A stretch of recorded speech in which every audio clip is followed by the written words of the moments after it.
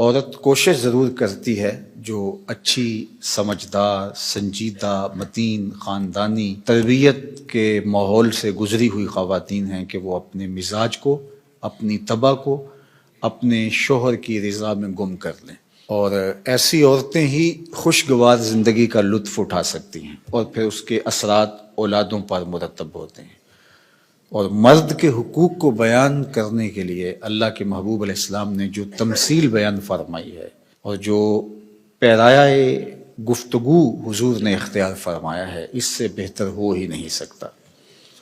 ہوا اس طرح کہ صحابہ حضور کی خدمت میں حاضر ہوئے اور کہا کہ ہمارا اونٹ دیوانہ ہو گیا ہے۔ فرمایا چلو میں تمہارے ساتھ چلتا ہوں۔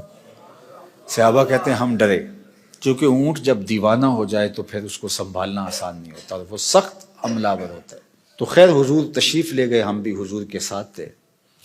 جو ہی دروازہ کھولا تو اونٹ دوسرے کنارے پر تھا، دوڑتا ہوا آیا۔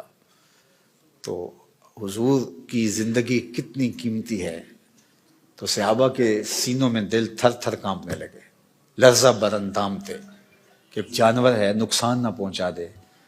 تو کہتے ہیں وہ جب قریب آیا تو حضور کے قدموں میں سر رکھ دیا، اللہ اکبر، اور سجدہ ریز ہو گیا۔ تو جب اونٹ نے حضور کے قدموں میں سجدہ ریزیاں کی تو صحابہ جو پہلے ڈر رہے تھے، اب ان کی کیفیت عقیدت اور بڑھ گئی کہ جانور ہو کے حضور سے اتنا پیار کرتا ہے، ہم تو سینے میں دل رکھتے ہیں۔ تو انہوں نے ایک جملہ کہا، نحن احق ان نسجد للنبی، حضور ہمارا جی بھی چاہتا ہے کہ ہم بھی آپ کو سجدہ کریں۔ یہ جانور ہو کے آپ کی معرفت رکھتا ہے، پاگل ہو کے آپ کو پہچانتا ہے، ہم تو سینے میں دھڑکتا ہوا دل رکھتے ہیں اور دل میں آپ کے پیار کی ایک کائنات آباد ہے۔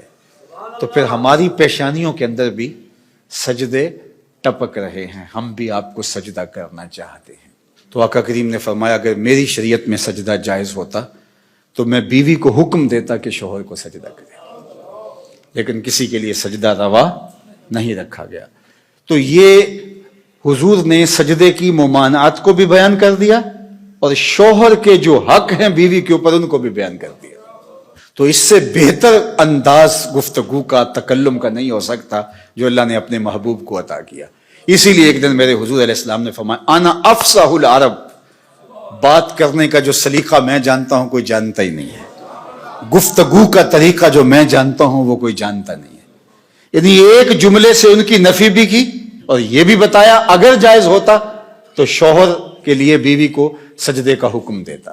خاتون ہو جو اپنے شوہر کے حقوق کو پہچانے اور حضور کے اس فرمان کو سامنے رکھے تو گھر جنت کا ٹکڑا بن جائے گا۔ اور مرد کو حضور نے کیا نصیحت فرمائی؟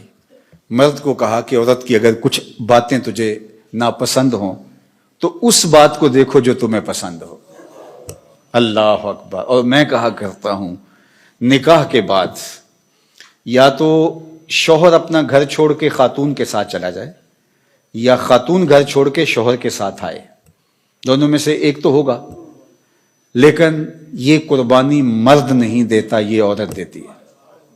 اور گھر سے جو تعلق خاطر ہوتا ہے، قلبی لگاؤ ہوتا ہے، گھر کی چیزوں سے جو موانست ہوتی ہے، جو انسیت ہوتی ہے، جو لگاؤ ہوتا ہے، وہ مرد کی نسبت عورت کو کہیں زیادہ ہوتا ہے۔